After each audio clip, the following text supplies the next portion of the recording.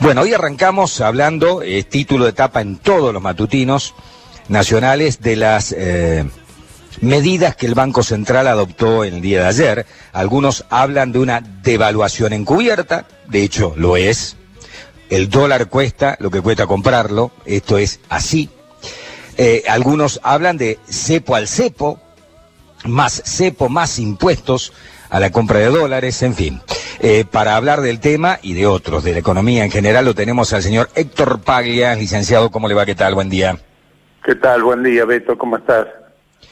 Bien, allí yo ya nada me sorprende en Argentina, ¿no? Veníamos analizando que, bueno, algo se venía, porque evidentemente había ahí un goteo significativo, que de alguna manera no era goteo algunos días, sino que eran chorritos, ¿no? De reservas que no abundan, que se estaban yendo, y iban a echar mano a alguna de estas medidas geniales que siempre se adoptan en Argentina, ¿no? Para combatir esto, hay que ver a ver en qué podemos beneficiar la situación y en qué perjudica, porque el sentido común, yo no entiendo mucho de economía, pero el sentido común indica que cuanto más impuestos, más cepo, más trabas, menos inversiones. Esto es directamente proporcional, Héctor, ¿no? Sí, seguramente. Yo creo que esto responde a una situación que ya veníamos advirtiendo, en donde el drenaje de las escasas divisas disponibles que les quedaba al Banco Central iba constituyendo un problema que algún camino debía tomarse a los efectos de poder paliar esta situación. Y bueno, ayer, el mismo día en que el gobierno eleva el presupuesto nacional, el Banco Central toma una batería de medidas que implican fuertes restricciones al acceso al mercado cambiario, buscando estabilizar esta situación para luego ver cómo se sigue. Esto demuestra algo muy evidente, que cuando decíamos que la solución de la problemática del endeudamiento externo a través de la reprogramación de la deuda, tanto bajo legislación extranjera como legislación nacional, implicaban una chance de dar tiempo para tomar medidas y para resolver los problemas de fondo, porque no todo estaba resuelto, ni mucho menos. Era una oportunidad más, no era la solución al problema. Sí, lo sigue siendo. Yo creo que a partir de allí, a partir de ir viendo cómo se va desgranando la discusión del presupuesto, cuáles son las medidas que se van a adoptar para llevar adelante los objetivos de ese presupuesto, vamos a ir viendo cuál es el camino a transitar en un contexto interno y externo muy difícil. Ahora, ¿por qué el Estado argentino, la AFIP, por ejemplo, tiene tanta incapacidad de detectar a quién puede, a quién no puede, quién hace bien las cosas y quién no? Yo conozco gente que no paga ningún tipo de impuesto, está absolutamente en negro, no es monotributista, ni responsable inscripto, ni no inscripto, ni nada, y sale a Miami, a Punta del Este, viaja por el mundo, digamos, y son NN para el Estado argentino, ¿no? Son personas que tienen que cobrar el IFE. ¿Por qué se le hace tan difícil al Estado detectar? Porque vos fíjate que en este caso, Héctor, una vez más pagan justos por pecadores. El mercado inmobiliario argentino está dolarizado. Yo citaba un ejemplo.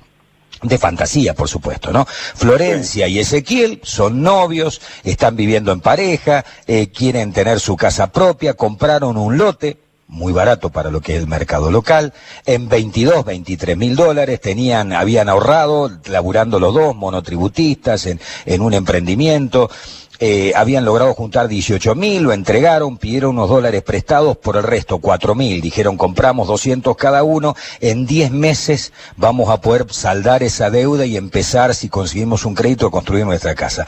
¡Pum! Le pegaron por la cabeza, digamos. Le encarecieron de golpe y porrazo el 30% lo que habían comprado, o lo que deben de lo que habían comprado, ¿no? Digo, estas medidas que se sacan de la galera en Argentina, que son un dislate, no ocurren en ningún lugar del mundo.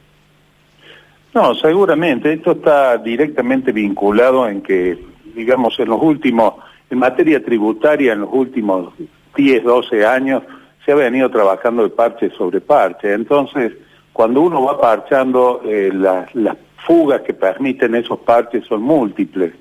Esto merece algo que está enunciado en el presupuesto, pero no está definido, una reforma tributaria muy profunda, no solo en lo que hace a la legislación impositiva solamente, sino a lo que bien señalas tú, en el sentido de una profunda reforma en lo que es la administración tributaria, es decir, en el contralor del cumplimiento y que esa del pago de los impuestos, pero también con un sentido de equidad. Hay muchas actividades que no agregan valor y que están exentas, o sea que la propia legislación está permitiendo mecanismos o conductas, no digamos de evasión, pero sí de elusión fiscal con una profunda inequidad. Todo eso debe ser contemplado en una reforma tributaria que no aparece aún en el proyecto de presupuesto, pero que sí anuncia que se está trabajando. Habrá que ver cómo se define eso para solucionar este problema que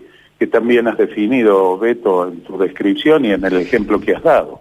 Sí, porque hay gente que en definitiva se ve muy perjudicada con esto. A ver, mientras vamos hablando van llegando mensajes. No puedo con los de la radio porque no estamos en la radio, pero sí me llegan a mi WhatsApp personal. Me pregunto una persona, yo trabajo en relación de dependencia, pago impuesto a las ganancias, a mí me van a debitar si compro $200, después ese impuesto extra que han impuesto y de qué manera. ¿Tengo que ir a reclamarlo a recursos humanos de la empresa donde trabajo?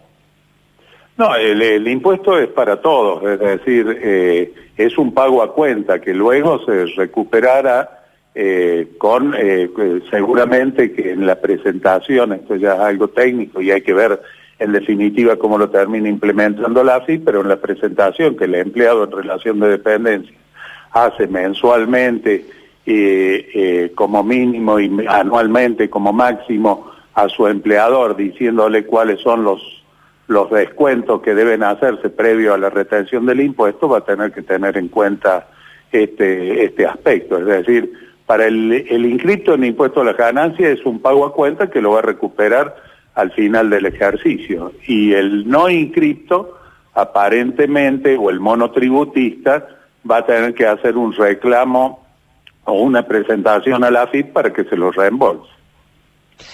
Para el monotributista también, eso no sabía. Eso que para todo el mundo, o sea, quien va a comprar el cupo de $200, repito, hay que ver después la letra fina de cómo lo va a instrumentar la AFIP, porque está en manos de la AFIP la instrumentación y la norma recién ya lo hemos vivido con Cristina esto, ¿no? ¿Te acordás que en Cristina lo había impuesto y inclusive sí. Yo creo que en el gobierno de Macri se terminó pagando esto? Sí, incluso con los pasajes al exterior, etcétera, se pagaba un adicional que se computaba ya sea a bienes personales o al impuesto a las ganancias, y luego quien no tributaba estos impuestos y por lo tanto no lo podía tomar como pago a cuenta, solicitaba informando un CBU, un número de cuenta bancaria, a la AFIP para que se los reembolse. He leído a 1, 2, 3, 4, 5 colegas tuyos de Buenos Aires. Los 5 coinciden que en realidad está inflado el presupuesto, que no es realista. ¿Vos qué opinás? No, yo creo que en lo que hace a los parámetros generales de crecimiento de la economía, de metas vinculadas a exportaciones, a comercio exterior, es bastante posible de alcanzar la cifra que presenta el presupuesto. Sí, es muy discutible la meta de inflación y el valor del tipo de cambio al cierre a eso se refiere fundamentalmente, 2021. Sí, esos son elementos que hay que tener en cuenta porque ese presupuesto está previendo un déficit primario del orden del 4,5 del PBI, para que la gente lo entienda. Hay que ver si va a haber ese déficit, cómo se lo va a financiar. Y de acuerdo a la financiación que haya, si se estima que la inflación en 2021 va a ser del 29%, va a haber un corsé importante con un dólar que se prevé al cierre a diciembre del 2021 en 102 pesos. O sea que esas dos variables estarían requiriendo un análisis y un seguimiento muy cercano para ver si realmente pueden ser cumplibles. El resto, la economía cayendo, Beto, este año al 12,1%, en plena pandemia y alcanzando quizás en las próximas semanas el pico, es factible que tenga un rebote del 5,5% el año próximo. Esto de cualquier manera es deporte nacional, ¿no? Este tema de la sobreestimación o de los yerros, es casi un dibujo, porque en el recuerdo el presupuesto, el último creo que fue de Macri, que habían previsto una inflación del 18 y terminó siendo 54. No, sí, y también de ese mismo presupuesto, o el anterior a ese, se presentó un día y al día siguiente ya se lo estaba modificando, o sea que hay que ver cómo se va comportando, cómo se van comportando las variables, que no solo son económicas. Acá entran a jugar para que un presupuesto realmente pueda ejecutarse en los términos que ha sido planteado. Entran a jugar otras variables que son de índole político, de índole social, de realidad de externa, etcétera. O sea, es un conjunto de factores que van a tener que alinearse para lograr los objetivos. Cuanto más grieta, cuanto más asusen de un lado y del otro, los más radicalizados, evidentemente, más lejos estamos de generar la confianza necesaria para que haya inversiones y la economía empiece a crecer, ¿no? Sí, si la mala política mete la cola, indudablemente que todo se desdibuja y todo es muy difícil de encontrar. ¿Qué prevés para fin de año, Héctor?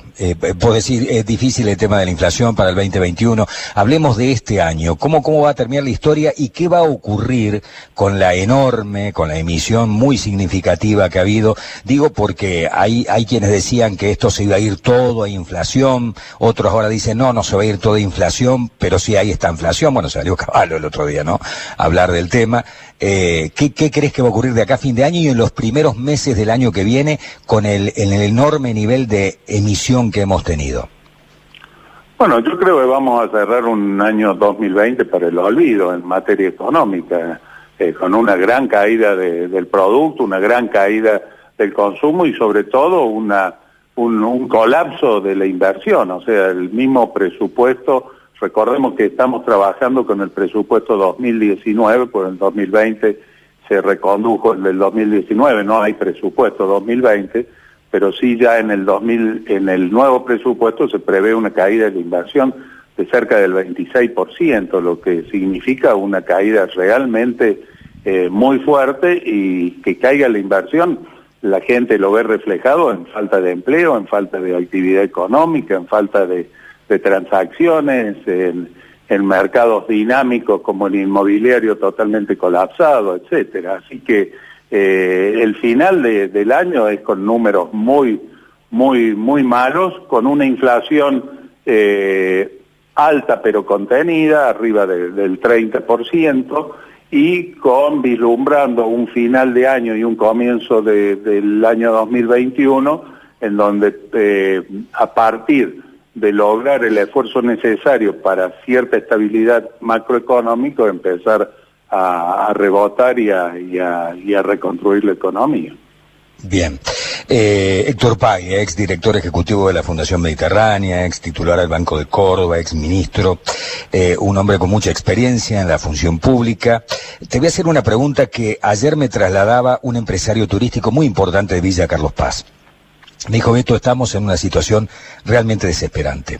No sabemos qué va a ser de la temporada, cómo vamos a trabajar, no sabemos si vamos a poder abrir para que nos cierren los números, manteniendo los empleados, mucha gente va a quedar en la calle, estamos realmente en una situación complicada. Vos que sos un tipo que ha estado en la función pública, son muchos los sectores que han sido muy golpeados por la pandemia, pero particularmente el de turismo es uno de los que ha sido más golpeados y de lo que va a ser por más tiempo golpeado, me parece a mí, hasta llegar a la normalidad, ¿no? Algunos otros, los gastronómicos, ya empezaron de alguna manera, hay muchos otros que empezaron de a poquitos, algunos se tuvieron que reinventar, que son los transportistas escolares y tantísimos sectores, no me quiero olvidar de nadie. Pero teniendo en cuenta lo que significa para la provincia de Córdoba el turismo, Héctor, ¿qué crees que habría que hacer para tirarle una soga a este sector que la está pasando tan mal? Bueno, esto lo hemos hablado en otra oportunidad contigo, Beto.